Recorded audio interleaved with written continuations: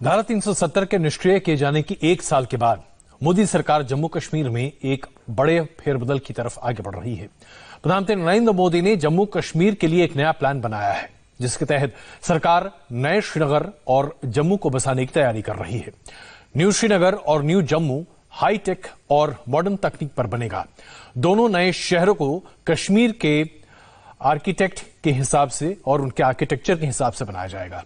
सरकार की प्लानिंग में डल लेक के डेवलपमेंट पर भी काफी जोर है। केंद्र सरकार और जम्मू कश्मीर प्रशासन इस ड्राफ्ट को फाइनल टच दे रहे हैं।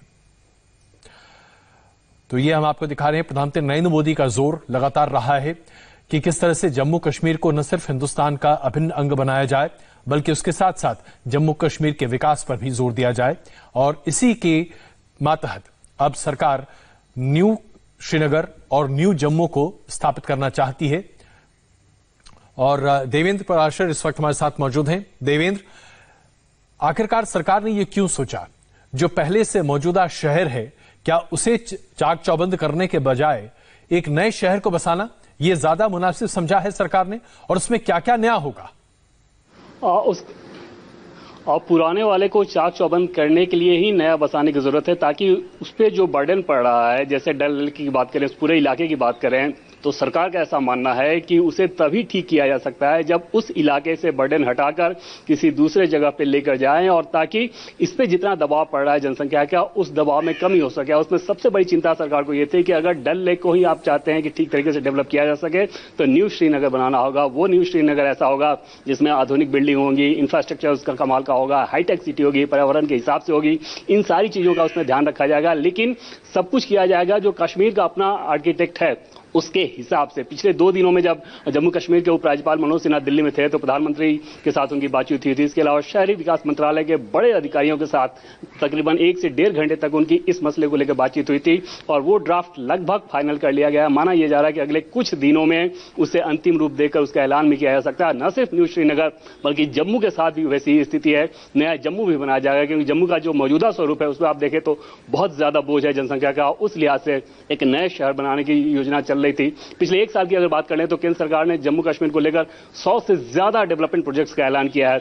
उसमें एक बड़ा स्कीम ये भी होगा जब अगले कुछ दिनों में से फाइनल टच देकर ऐलान किया जाएगा। देवेंद्र, इसमें एक बड़ा सवाल ये उठता है कि जो लोग अभी तक श्रीनगर को उसके मौजूदा स्वरूप में देखते रहे हैं, श्रीनगर दरअसल एक वैली है, मतलब चारों तरफ से वो पहाड़ों से घिरा हुआ है। ऐसे में नए शहर को बसाने के लिए शायद पहाड़ों के पार जाना पड़ेगा या शायद बहुत दूर। क्या इसके बारे में कुछ जानकारी मिल पाई? देखिए, बहुत ज्यादा डिटेल्स तो अभी नहीं मिल पाया, क्योंकि जैसे हम लोग बात कर रहे थे कि अभी ड्राफ्ट को ही फाइनल टच दिया जा रहा है, तो उस लिहाज से बाकी डिटेल्स का इंतजार है। लेकिन एक चीज जो हमें बताई गई उसमें यह कहा गया है कि जो श्रीनगर की अगर बात कर लें या जम्मू कश्मीर के जो अपने आर्किटेक्ट अपने फ्लेवर की बात कर रहे हैं, तो इस नए शहर में भी उसे पूरी तरह से बरकरार रखा जाएगा, उसी के हिसाब से उसे डेवलप किया जाएगा। बहुत धन्यवाद इस जानकारी के लिए। और आगे बढ़ते हैं। प्रधानमंत्री नरेंद्र मोदी जम्मू कश्मीर पर ऐतिहासिक फैसला लेने वाले हैं, लेकिन टैक्स सिस्टम में क्रांति कर जिस तरह से आज उन्होंने अपने ऐलान को सामने रखा है, उससे बहुत कुछ बदलता हुआ दिख रहा है। प्रधानमंत्री नरेंद्र मोदी ने सीमलेस सिस्टम, फेसलेस स्क्रूटनी और टैक्स पेयर्स चार्टर की घोषणा की है, जिससे टैक्स पेयर्स को बड़ी राहत मिलेगी।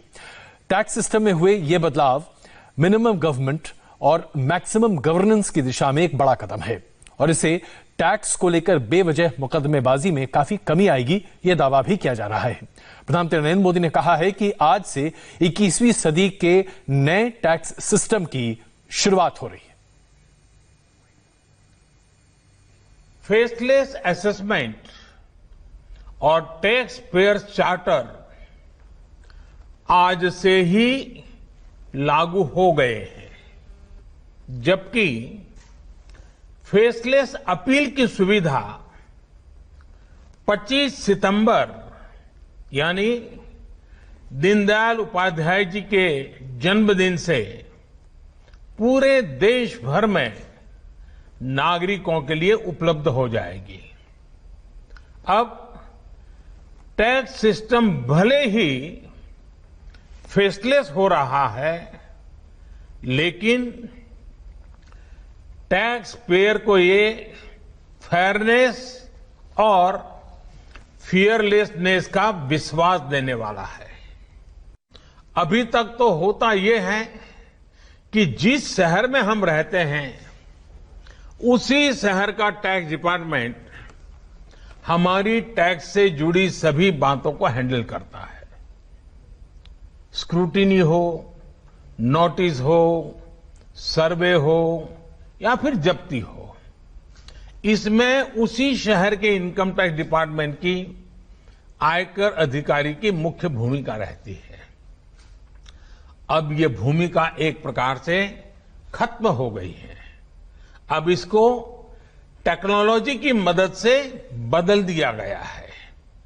अब स्क्रूटिनी के मामलों को देश के किसी भी क्षेत्र में किसी भी अधिकारी के पास रैंडम तरीके से आवंटित किया जाएगा।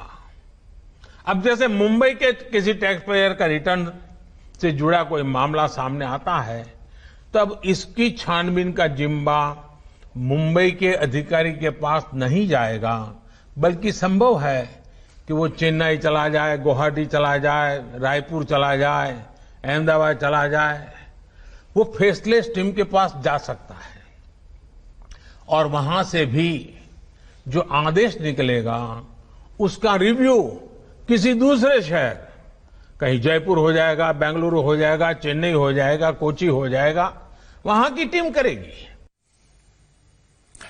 तो हम रुक रहे हैं एक बड़े टैक्स बदलाव की तरफ प्रधानमंत्री ने संकेत दिया है और जो कि आज से ही लागू हो रहा है। एक छोटे से ब्रेक के लिए रुक रहे हैं। ब्रेक के बाद राम मंदिर ट्रस्ट के अध्यक्ष तक कैसे पहुंचा कोरोना का वायरस, डिटेल्स ब्रेक के बाद।